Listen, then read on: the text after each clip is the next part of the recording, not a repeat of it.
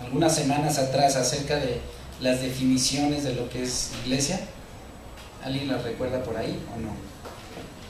La definición en el Antiguo Testamento, que no viene la palabra iglesia como tal, pero como Dios se refería a su pueblo, ¿recuerdan cuál es la palabra? Y en el Nuevo Testamento,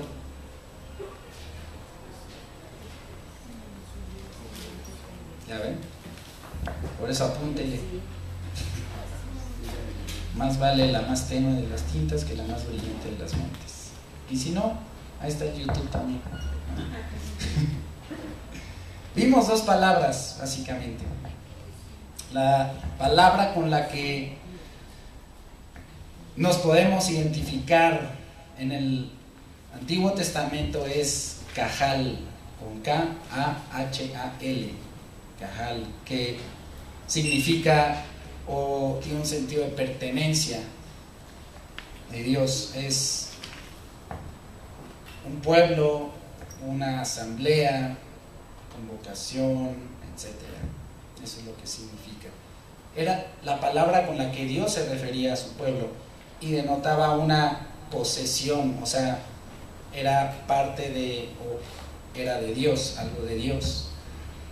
En el Nuevo Testamento aparece como eclesía, ¿verdad?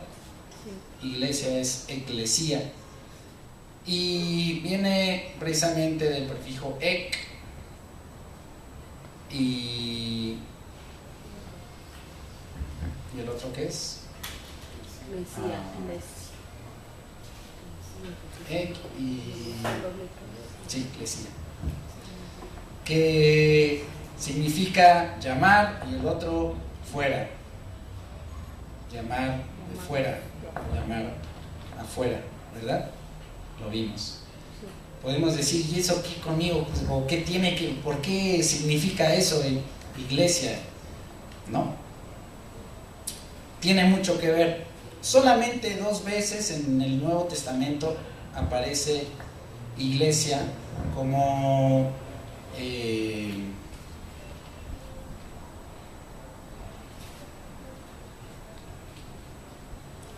curiaque, se me van de repente las definiciones. Y también es un sentido de posesión, quiere decir lo que es del Señor, eso es lo que significa. ¿Qué es lo que es del Señor? Te da un sentido de ¿qué? De posesión.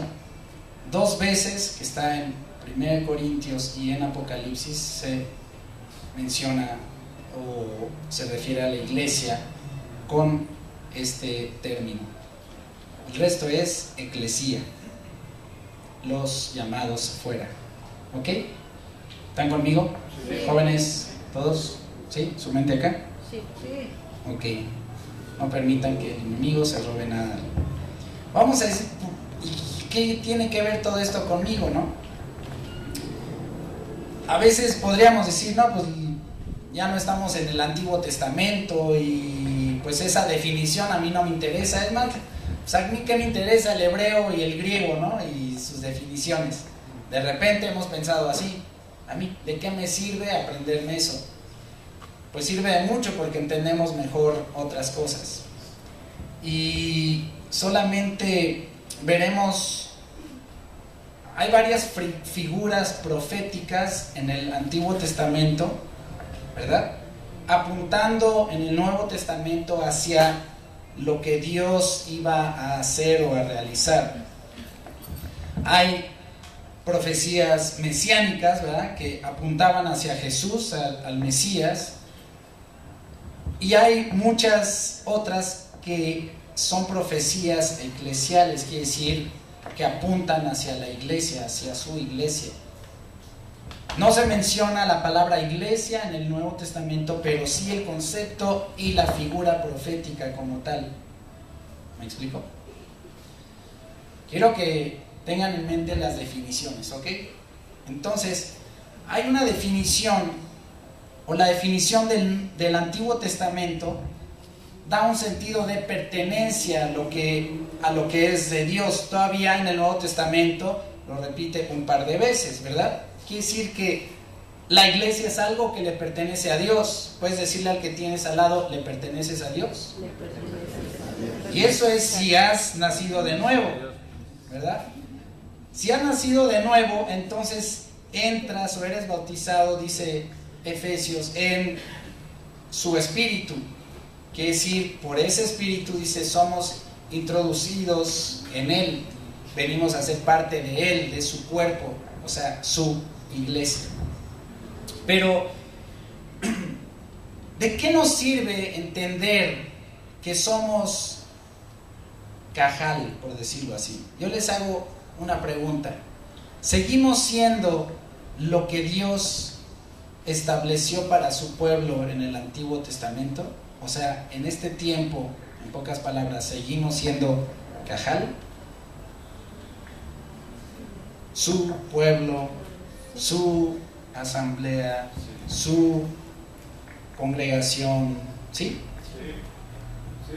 Sí, porque la palabra de Dios y lo que Él hace es para siempre, y Él no es aquí sí, aquí ya no. Bueno, sigue, pero así como hemos visto, ¿verdad? La ley y la gracia, no es que la ley se haya quitado, sino que la gracia está por encima de la ley, y la gracia excede la rectitud de la ley y todo lo que es la ley, ¿verdad? Todo sigue, pero mejora en Jesús. Lo voy a repetir. Todo lo del Antiguo Testamento sigue hasta nuestros días, pero mejorado. Mayores promesas. Nadie se goza, estoy diciendo mayores promesas. Eso debería darnos gusto. A veces por eso no recibimos nada. El problema es que no lo creemos, ¿verdad? O no lo entendemos. Pero es mi decisión entenderlo y conocerlo.